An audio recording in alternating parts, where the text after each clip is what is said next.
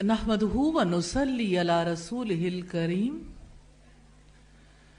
أما بعد فأعوذ بالله من الشيطان الرجيم بسم الله الرحمن الرحيم رب اشرح لي صدري ويسر لي أمري واحلل عقدة من لساني يفقهوا قولي۔ خوش نصیب ہے وہ جسے اللہ تعالیٰ کی محبت نصیب ہو جائے۔ اللہ تعالیٰ کی محبت کرنے والے اعمال بھی ہیں، اور اللہ تعالیٰ کی محبت کے حصول کے لیے دعا بھی اکثیر کا کام کرتی ہے۔ ایک حدیث میں نبی صلی اللہ علیہ وسلم کی دعا ملتی ہے اللہ تعالیٰ کی محبت کے حصول کے لیے۔ اللہم انی اسألک فعل الخیرات وترک المنکرات وحب المساکین وان تغفر لی وترحمنی واذا اردت فتنة قوم فتوفنی غیر مفتون اسألک حبک وحب من يحبك وحب عمل يقرب إلى حبك۔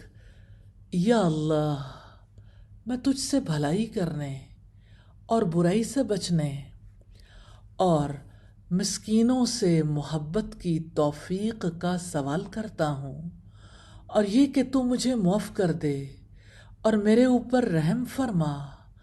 اور یا اللہ، جب تو کسی قوم کو فتنے میں مبتلا کرنے کا ارادہ کرے تو مجھے فتنے میں ڈالے بغیر موت دے دے۔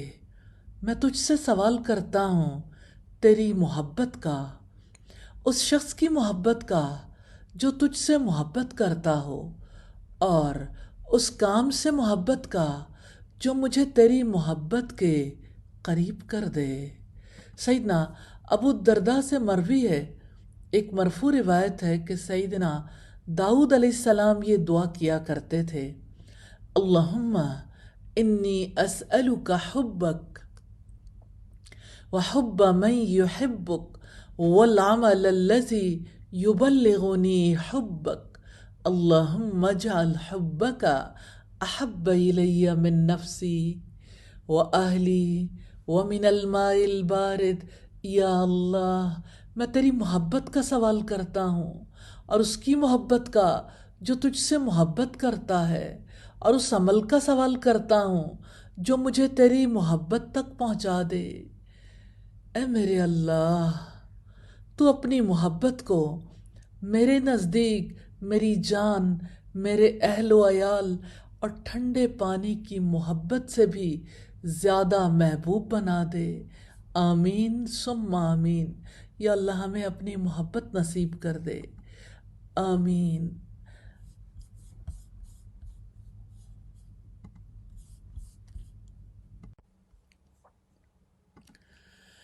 اللہ تعالیٰ سے محبت کرنے والوں نے کیسے محبت کی، کیسے انہیں اللہ تعالیٰ کو راضی کرنے کی فکر لگی رہتی تھی، اور اللہ تعالیٰ کی عبادت کا شوق کس قدر تھا، اور عبادت کے لیے تیاری کس قدر ہوتی تھی۔ نبی صلی اللہ علیہ وسلم 5 اوقات میں خصوصی طور پر مسواک کرتے تھے، اور آپ چاہتے تھے کہ اگر میری امت پر شاق نہ ہوتا تو میں 5 نمازوں کے ساتھ مسواک کرنے کا حکم دیتا۔ صحابہ کرام نبی صلی اللہ علیہ وسلم کے شوق کو اپنانے والے تھے، اس لیے کہ وہ اللہ تعالیٰ سے محبت رکھتے تھے۔ زید بن خالد رضی اللہ تعالیٰ عنہ نے اس شدت کے ساتھ اس کا اہتمام کیا کہ ہمیشہ قلم کی طرح کان پر مسواک رکھتے تھے۔ اور عدی بن حاتم رضی اللہ تعالیٰ عنہ فرماتے ہیں، جب سے میں اسلام لایا ہر نماز کے وقت باوضو رہتا تھا۔ تو اللہ تعالیٰ سے محبت کرنے والے ہمیشہ باوضو رہتے ہیں۔ اللہ تعالیٰ سے محبت کرنے والوں کو ہمیشہ نماز کی فکر لاحق رہتی ہے۔ سیدنا سہل بن سعد بیان کرتے ہیں، میں سحری اپنے گھر میں کھاتا پھر جلدی کرتا تاکہ نبی کریم صلی اللہ علیہ وسلم کے ساتھ نماز مل جائے، اور محبت کرنے والے ہر نماز مسجد میں ادا کرتے تھے۔ ایک انصاری صحابی کا گھر مسجد سے اتنا دور تھا کہ میرے خیال میں کوئی اور آدمی اس سے زیادہ فاصلے پر نہیں تھا، لیکن وہ ہر نماز با جماعت ادا کرتا تھا۔ اس سے کہا گیا کہ آپ کوئی گدھا خرید لیں، یعنی سواری، تاکہ اندھیرے اور سخت گرمی میں اس پر سوار ہو کر جایا کریں۔ انہوں نے کہا، مجھے تو یہ بھی پسند نہیں کہ میرا گھر مسجد کے پہلو میں ہو، میں تو چاہتا ہوں کہ میرا مسجد کی طرف چل کر آنا، اور جب میں اپنے گھر والوں کے پاس لوٹ کر آؤں تو میرا لوٹنا بھی لکھا جائے۔ رسول اللہ صلی اللہ علیہ وسلم نے فرمایا، یقیناً اللہ تعالیٰ نے آپ کے لیے یہ سب جمع کر دیا۔ اور سیدہ ام حبیبہ فرماتی ہیں، محبت کا ایک اور انداز ہے کہ میں نے رسول اللہ سے سنا صلی اللہ علیہ وسلم، آپ فرما رہے تھے، جو ایک دن اور رات میں 12 رکعتیں، 4 رکعتیں ظہر سے پہلے یعنی جو سنتیں آپ پڑھتے ہیں، اور 2 ظہر کے بعد، 2 مغرب کے بعد، اور 2 عشاء کے بعد، اور 2 رکعتیں نماز فجر سے پہلے ادا کرے، اس کے لیے جنت میں ایک محل بنا دیا جاتا ہے۔ اور سیدہ ام حبیبہ کہتی ہیں، جب سے میں نے یہ حدیث سنی ہے تب سے اب تک میں نے یہ سنتیں نہیں چھوڑی۔ حضرت انبسہ فرماتے ہیں، جب سے میں نے یہ حدیث ام حبیبہ سے سنی تب سے اب تک میں نے یہ سنتیں نہیں چھوڑی۔ عمر بن عاص فرماتے ہیں، جب سے میں نے حضرت انبسہ سے یہ حدیث سنی ہے اب تک میں نے بھی یہ سنتیں نہیں چھوڑی۔ نعمان بن سالم فرماتے ہیں، جب سے ہم نے عمر بن عاص سے سنا ہے اب تک میں نے بھی یہ سنتیں نہیں چھوڑی ہیں۔ سبحان اللہ، سبحان اللہ۔ تو یہ سنتوں سے محبت کرنا اللہ تعالیٰ سے محبت کی دلیل ہے۔ یہ وہی سنتیں ہیں جو آپ نماز میں ادا کرتے ہیں، الحمدللہ۔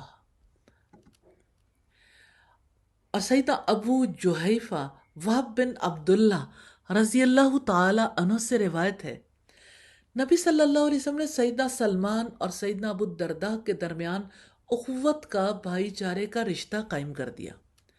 سیدنا سلمان ایک روز اپنے بھائی ابو الدرداء کی ملاقات کے لیے ان کے گھر گئے۔ انہوں نے دیکھا کہ ان کی زوجہ سیدہ ام الدرداء میلے کچیلے کپڑے پہنے ہوئے ہیں۔ انہوں نے پوچھا، یہ آپ کا کیا حال ہے؟